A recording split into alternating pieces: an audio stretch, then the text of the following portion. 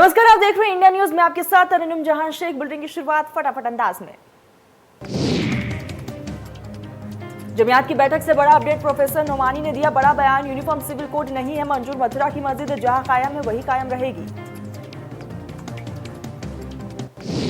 अयोध्या में राम जन्मभूमि ट्रस्ट के अध्यक्ष जन्म उत्सव महानृत्य गोपाल दास का 84वां जन्म उत्सव मनाने की तैयारी। कार्यक्रम के आयोजन में सीएम योगी और सीएम पुष्कर सिंह धामी होंगे शामिल। 4 जून से ही शुरू हो जाएंगे विभिन्न आयोजन। मायावती ने की प्रदेश पदाधिकारियों के साथ बैठक में बसपा ने 23 जून को होने वाले 2 उपचुनाव में से एक सीट पर पूरे दमखम के साथ चुनाव लड़ने का किया फैसला। साथ ही कहा कि छोटी छोटी कैडर बैठकों के बल पर ही मजबूत बनाना होगा। प्रधानमंत्री नरेंद्र मोदी अपने मासिक रेडियो कार्यक्रम मन की बात एपिसोड को संबोधित किया। उन्होंने इस मौके पर कहा कि देश ने यूनिकॉर्न की सेंचुरी पूरी कर ली है। ये भारतीयों के लिए गर्व की बात है। उन्होंने देश के स्टार्टअप सिस्टम की तारीफ करते हुए कहा है कि आप लोग क्रिकेट के मैदान पर टीम इंडिया के किसी भी बैट्समैन की सेंचुरी सुनकर खुश होते होंगे, लेकिन भारत ने एक और मैदान में सेंचुरी लगाई है और वह बहुत विशेष है।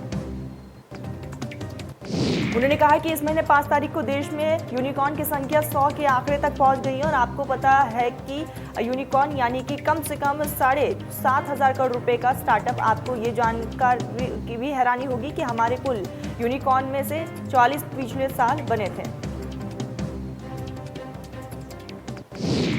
उन्होंने आगे कहा कि इन यूनिकॉर्न का कुल वैल्यूएशन 330 अरब डॉलर यानी कि 25 लाख करोड़ रुपए से भी ज्यादा है। इसका मतलब ये हुआ है कि वैश्विक महामारी के इस दौर में भी हमारा स्टार्टअप वेल्थ और वैल्यू करते रहे हैं। साथ ही ये भी कहा कि देश की इस सफलता के पीछे देश की युवा शक्ति, देश के टैलेंटेड और सरकारी और सभी मिलकर के प्रयास कर रहे हैं और हर किसी का योगदान है। लेकिन इसमें से एक और महत्वपूर्ण है कि वे है कि स्टार्टअप वर्ल्ड में राइट मॉनिटरिंग यानी कि सही मार्गदर्शन। बीजेपी कार्यकारिणी की बैठक में सीएम योगी का संबोधन के दौरान सीएम योगी ने विपक्ष पर साधा निशाना। साथ ही कहा है कि एक भारत श्रेष्ठ भारत की परिकल्पना स्पष्ट दिखती है। लखनऊ में प्रदेश कार्य समिति की बैठक में सीएम योगी, बैठक में सीएम का संबोधन। कहा कि विधानसभा चुनाव में ऐतिहासिक विजय मिली है, सभी के परिश्रम से ऐतिहासिक विजय। साथ ही ये भी कहा कि पीएम के नेतृत्व में नए भारत का निर्माण हुआ है। पीएम मोदी ने 8 साल का कार्यकाल पूरा किया और देश नए भारत की ओर अग्रसर है। वही ये भी कहा कि बीजेपी ने सभी मिथकों को तोड़ा है। बीजेपी सरकार मजबूती के साथ आगे बढ़ रही है। जनता ने बीजेपी सरकार पर भरोसा जताया और कोरोना प्रबंधन की हर तरफ तारीफ भी हुई है। एक भारत श्रेष्ठ भारत की कल्पना पूरा किया गया। सीएम योगी ने कहा कि 37 साल बाद यूपी में लगातार दूसरी बार बीजेपी की सरकार बनी। पूरी ईमानदारी के साथ हो रहे विकास के कार्य केंद्र प्रदेश सरकार की योजनाओं का लाभ दे रहे और कई योजनाओं में यूपी सबसे आगे है।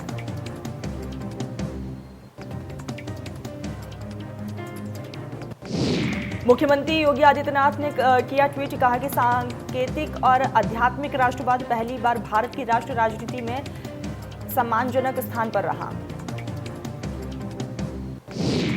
दुनिया भारत की और उम्मीदों की नजर से देख रहा है। इसी श्रेय आदरणीय प्रधानमंत्री जी को जाता है, जिनके नेतृत्व में देश की छवि बदली है।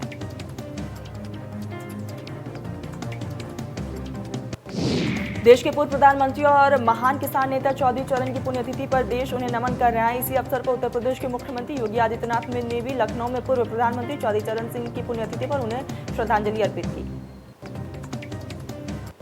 सीएम योगी ने इस मौके पर कहा कि मैं चौधरी साहब को भावभीनी श्रद्धांजलि अर्पित करता हूं। उन्होंने हमेशा ग्रामीण उत्थान और किसानों के कल्याण के लिए काम किया। उनका मानना था कि देश के विकास का रास्ता गांव और खेतों के गलियों से ही होकर गुजरता है। साथ ही सीएम योगी ने कहा है कि आज हर किसान अपने इस किसान हितैषी नेता को विनम्र श्रद्धांजलि अर्पित कर रहा है। इस अवसर पर मैं प्रदेश शासन और प्रदेशवासियों की ओर से किसानों के एक मसीहा चौधरी चरण सिंह को पुण्यतिथि पर कोटि कोटि नमन करता हूं।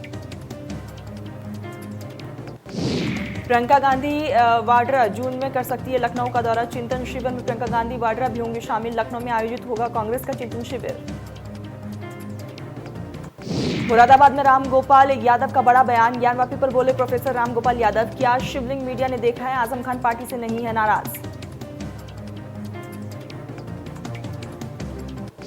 राशन के गल्ला गोदाम पर राशन डीलर के बेटे ने 10 कट्टे गल्ला उतारे जाने का विवाद किया है। वहां पर पहले से मौजूद लोगों ने राशन डीलर के बेटे पर आधा दर्जन से अधिक दबंगों ने हमला बोल दिया। सूचना के बाद गांव के प्रधान और उसके चचेरे भाई मौके पर पहुंचे।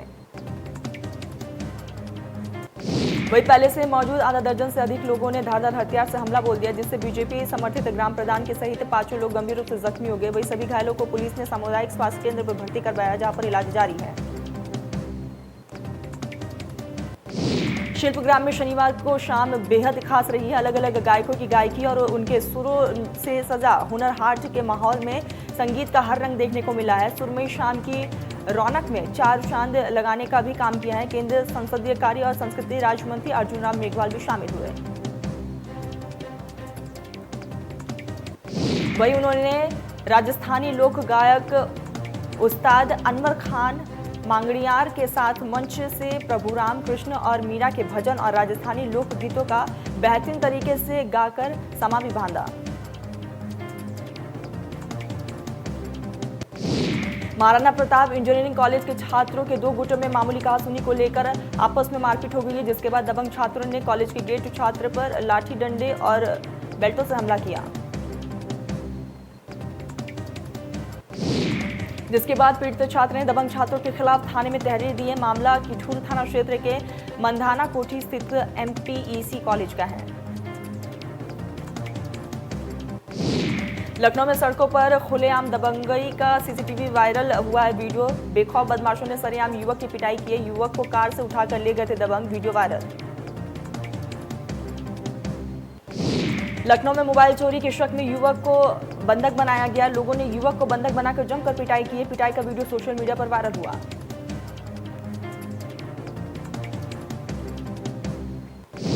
लखनऊ हरदोई नेशनल हाईवे पर ग्राम टुटुरिया के पास बारात लेकर जा रही बस और बाइक सवार की आमने सामने टक्कर हो गई, जिसमें बाइक सवार युवक की मौके पर ही मौत हो गई। वही बस में बाइक फंसने के कारण बस में आग लग गई, जिसके बाद देखते देखते धू कर जलने लगी और बस आग के गोले में तब्दील हो गई। वही मौके पर पहुंची पुलिस ने फायर ब्रिगेड को इसकी सूचना दी, जिसके बाद फायर ब्रिगेड की टीम भी मौके पर पहुंची और कड़ी मुशक्कत के बाद आग पर काबू पाया गया। बुलंदशहर के धामोड़िया रोड स्थित मदरसे में उस वक्त सनसनी फैल गई जब एक 9 साल के मासूम मदरसा छात्र का शव खून से लथपथ मदरसे की छत पर पड़ा हुआ मिला। मासूम की हत्या किसने की है? और आपको बता दें कि 14 वर्षीय सापटी मदरसा छात्र ने सिर पर ईंट से वार करके मौत के घाट उतारा। वही मामले में पुलिस ने हत्यारोपी छात्र को तुरंत हिरासत में ले लिया। फिलहाल तफ्तीश जारी है। ललितपुर में जमीनी विवाद में भाई ने भाई को ही गोली मार दी है। बड़े भाई ने छोटे भाई को गोली मारी है। गोली लगने से छोटे भाई गंभीर रूप से जख्मी हो गए। घायल को निजी अस्पताल में भर्ती करवाया गया, इलाज जारी।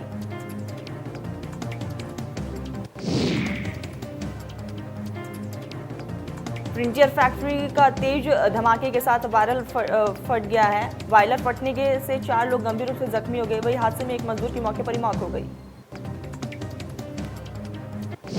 फैक्ट्री के मजदूर वायलर पर लोहे पिघलाने का काम कर रहे थे, जिस समय फैक्ट्री में मजदूर कॉस्मेटी यूनिफॉर्म नहीं पहन पाए थे।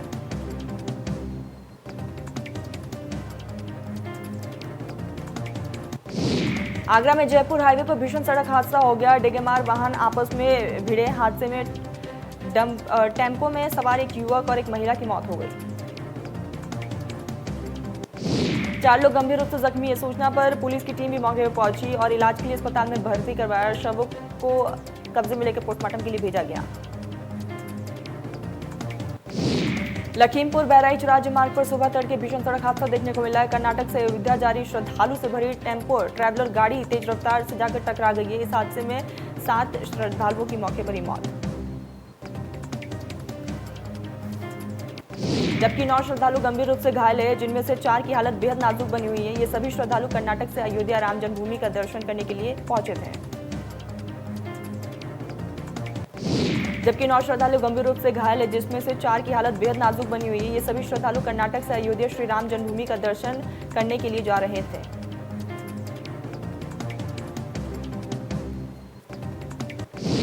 हापुड़ में 2 नाबालिग बच्चियां हुई लापता। संदिग्ध परिस्थितियों में हुई लापता। परिजनों ने पुलिस को इसकी सूचना दी। लगातार पुलिस तफ्तीश में जुटी है।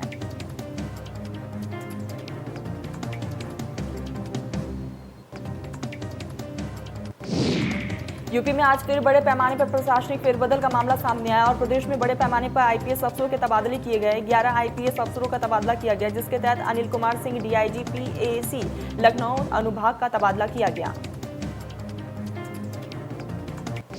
वही आईपीएस अफसर संतोष कुमार सिंह एसीपी वाराणसी बने, श्लोक कुमार एएसपी बुलंदशहर बने, आलोक प्रियदर्शी एसपी रायबरेली बने, अजित कुमार सिन्हा एसपी अंबेडकर नगर बनाए गए।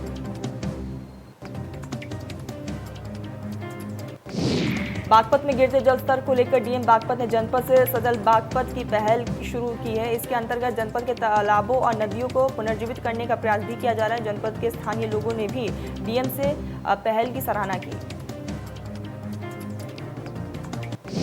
डीएम हर रविवार को आला अधिकारियों और स्थानीय लोगों के साथ सजल बागपत अभियान के तहत नदियों और तालाबों के जीर्णोद्धार के कार्य पर निकल पड़ते हैं और स्थानीय लोगों ने नदी नालों को पुनर्जीवित करने के लिए जागरूक भी किया।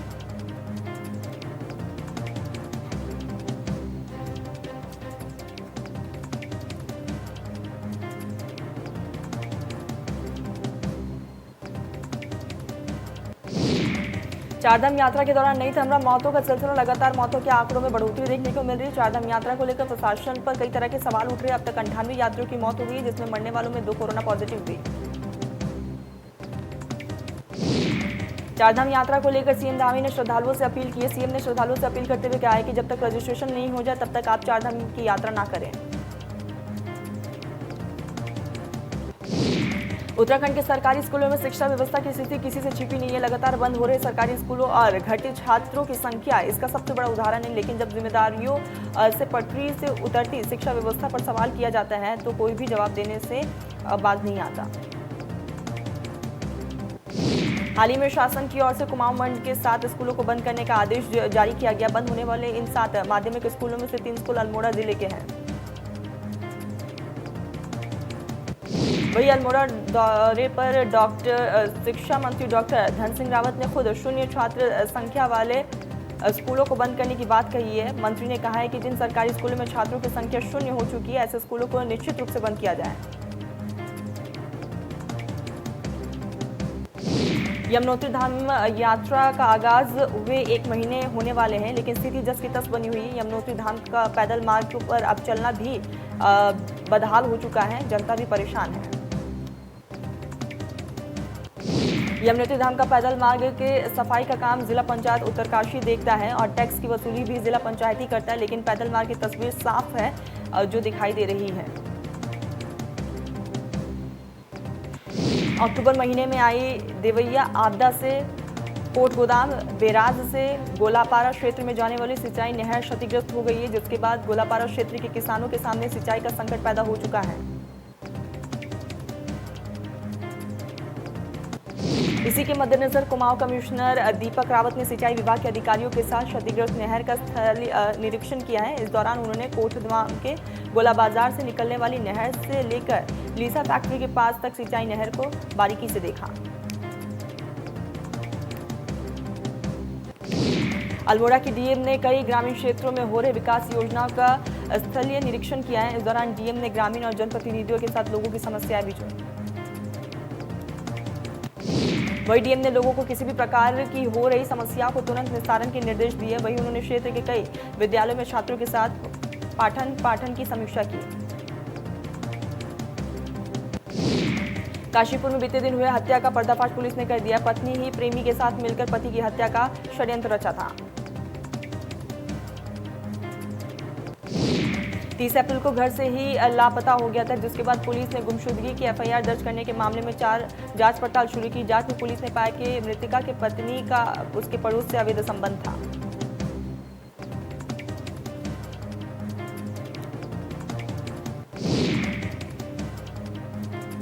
देश में लगातार हो रही बिजली की कमी को देखते हुए सरकार के स्वामित्व वाली कोल इंडिया ने बड़ा फैसला लिया। कोल इंडिया 7 साल बाद कोयला इंपोर्ट करने जा रही है। देश में कैशलेस पेमेंट के बढ़ते चलन के बाद 100 रुपए का नोट अभी भी नकद लेने के लिए सबसे पसंदीदा नोट बना हुआ है। आरबीआई की रिपोर्ट के मुताबिक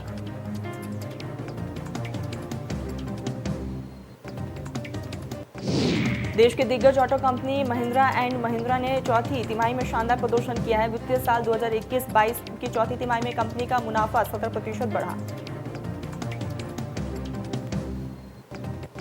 air Asia India flight booking पर 50% का डिस्काउंट दे रहा है। हालांकि ये ऑफर केवल टाटा ग्रुप के नए सुपर ऐप टाटा न्यूज से बुकिंग कर सकते हैं।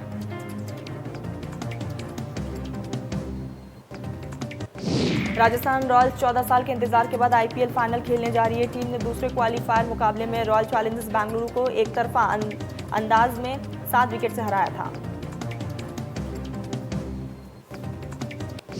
आईपीएल फाइनल का मुकाबला आज गुजरात टाइटंस और राजस्थान रॉयल्स के बीच खेला जाएगा। इस लीग के लिए फरवरी महीने में हुए मेगा ऑक्शन के बाद तमाम एक्सपोर्ट्स ने गुजरात टाइटंस को आईपीएल 2022 की सबसे कमजोर टीम करार दिया था। यूईएफए चैंपियनशिप लीग ने फाइनल में स्पेन के क्लब रियल मैड्रिड ने लिवरपूल को हराकर 14वीं बार खिताब अपने नाम किया।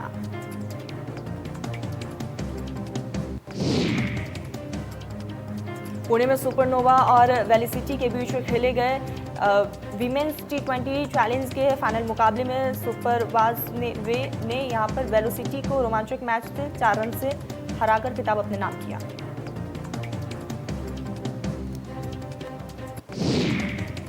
कांस फिल्म फेस्टिवल 2022 में फिल्म मेकर रुबेन को टैंगल ऑफ सैडनेस के लिए अवार्ड मिला है।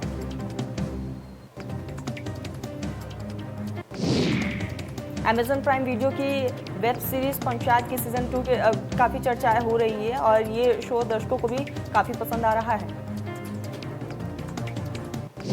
भारतीय सिनेमा की शुरुआत में सबसे अहम हिस्सा और चेहरा रहे पृथ्वीराज कपूर की आज 50वीं पुण्यतिथि है। आमिर खान अपनी अपकमिंग फिल्म लाल सिंह चड्ढा के ट्रेलर लॉन्च इवेंट के लिए पूरी तरीके से तैयार है। जॉन इब्राहिम की फिल्म अटैक 1 अप्रैल को सिनेमाघरों में रिलीज हुई थी। अब इस फिल्म को 27 मई को G5 में स्ट्रीम किया जा रहा है। भारत में पिछले 24 घंटे में कोरोना वायरस के 2685 केस आए। इस दरमियान 33 की मौत हुई।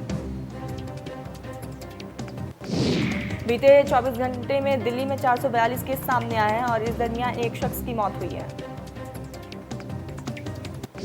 महाराष्ट्र में ओमिक्रॉन के नए वेरिएंट BA.4 और BA.5 के 7 मामले सामने हैं। राज्य स्वास्थ्य मंत्रालय के मुताबिक पुणे में BA.4 वेरिएंट के 4 और BA.5 वेरिएंट के 3 नए केस मिले। केरल में सबसे अधिक 723 केस सामने और सबसे ज्यादा मौतें 32 हुई है। रिकवरी होने वालों की संख्या 480 है।